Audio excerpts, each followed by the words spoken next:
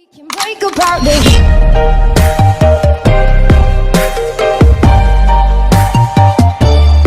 What's up, guys? It's CFN. My name is Connor and welcome back to CFN TV. We're back to more horror month. We're gonna get this thing going. This one is from Mr. Creepypasta. It's called Halloween 1992. Apparently something weird happened in 1992 on Halloween, like any other Halloween that happens every year. Something weird happened, something bad. It's supposed to be creepy, supposed to be scary. I'm going to get to your requests. I know you want me to do the Markiplier stuff. I'm going to get to that right after I get through this. Make sure you check out the original video in the description down below. And if there's any other videos you want me to react to, basically horror for this month, comment down below. Let's go!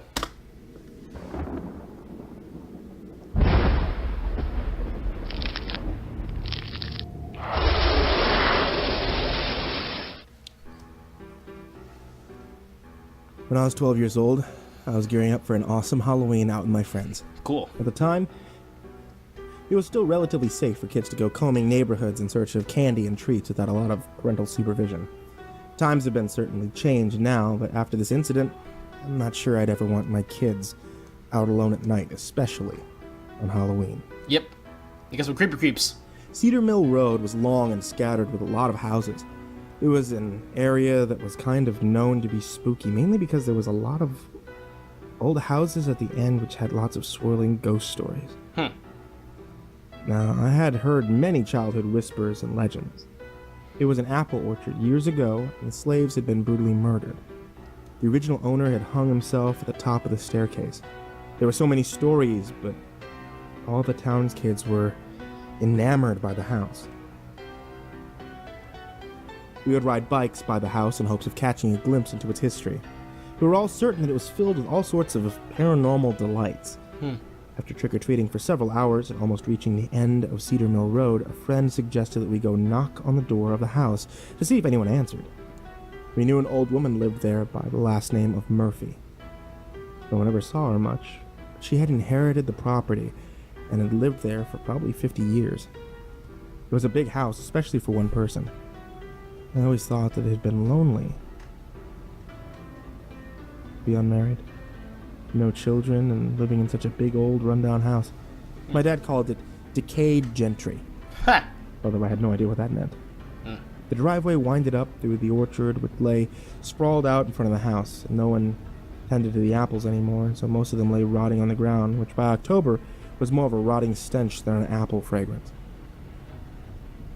"Hey, you go ring the bell," Jessica told me. I shrugged.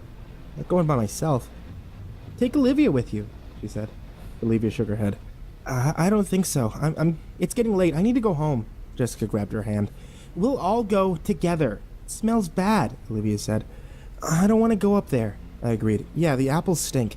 If any old woman lives here, she might already be in bed. She probably doesn't want trick-or-treaters." "She doesn't even have a front porch light on," Olivia said.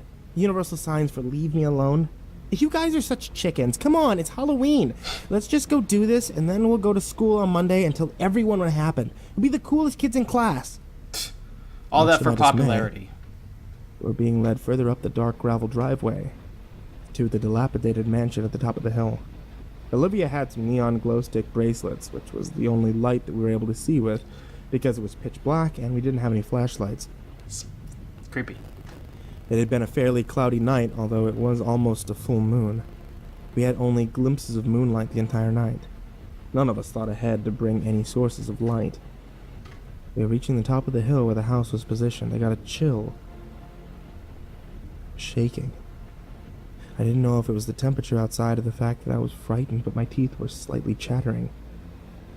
The three of us approached the house and climbed onto the porch. Jessica pushed me forward. "Ring the doorbell," she was whispering. I don't want to ring the bell," I said. She pushed me again. "Just do it!" Oh, you guys are I stepped idiots. forward. My eyes had begun to adjust to the darkness, and I could see the door in front of me with elaborate stained glass. Although my hand was shaking, I reached for the bell. I pressed it. Immediately, Jessica and Olivia started giggling and screaming. They took off running, leaving me standing on the porch. I heard a noise from inside the house. I darted off the porch. I tripped over my costume and fell face first into the grass. My pumpkin-shaped bucket filled with candy spilled onto the ground, but I was too scared to bother with it. I threw the bucket down, trying to see my way to the drive, but it was dark. I could hear the girls giggling in the distance somewhere ahead of me. "Those bitches," I murmured. My feet hit the gravel on the road. My heart was pounding. Why was I so scared? I was on the road now and away from the house. I was in a safe place. The old woman was probably in bed. She hadn't even opened the front door. I told myself not to be afraid. I was fine now. We were just being dumb kids.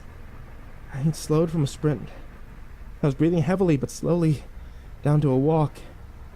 I could make out headlights down the Cedar Mill, so I knew that I was not far from the road. Those girls would be waiting down there at the end for me. I'd give them a piece of my mind. Shit, I said in a low voice. The stupid girls. And all of a sudden, out of nowhere, two hands grabbed at my chest from behind. Something was pulling me. I let out a scream. Something had me. I could hear it snarling and hissing as it pulled me. I tried fighting it off. It was dragging me over into the side of the driveway. I could see the outline of an apple tree in the moonlight. I could smell the rotting stench. I was 12, but I was fighting as hard as I could. I was screaming and yelling, "Help me!" I tried to hit the arms off of me. I was combative as possible. Whoever had me was not letting go. I felt sharp nails digging into my chest while it was pulling me towards the apple trees. "Who are you? Let me go!" The clouds must be moving away from the moon, because for a moment, again, the moonlight was shining down, illuminating the orchard around me, and that's when I caught a glimpse.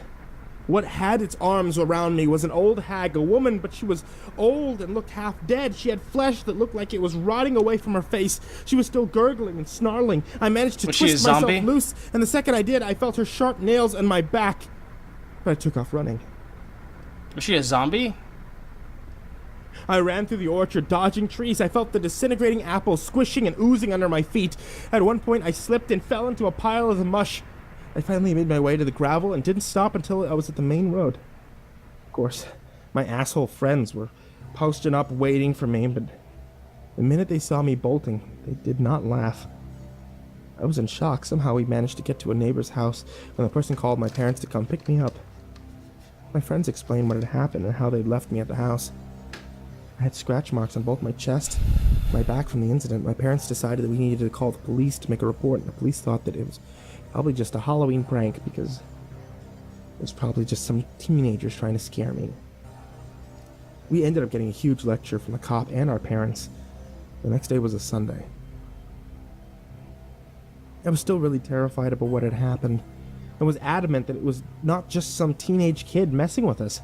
I kept telling my parents over and over that it was someone else.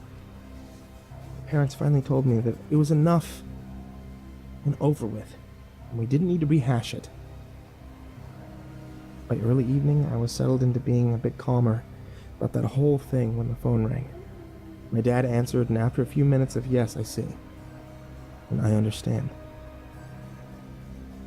he came into the den where I was piling up, watching some television.